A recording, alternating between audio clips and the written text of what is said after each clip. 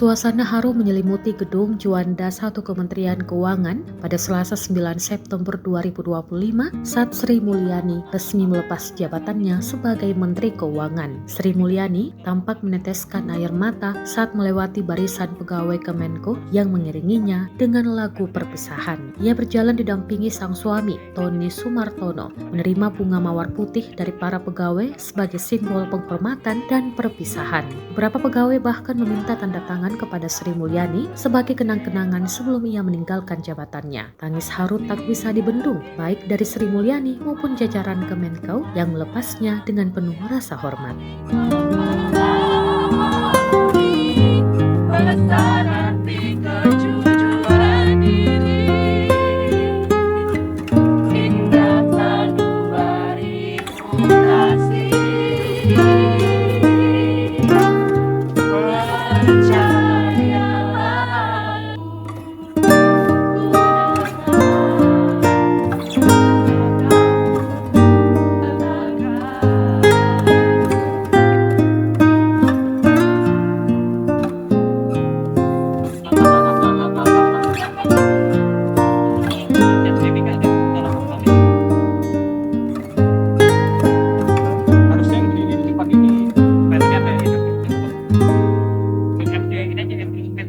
Katanya bawa helm karena merekam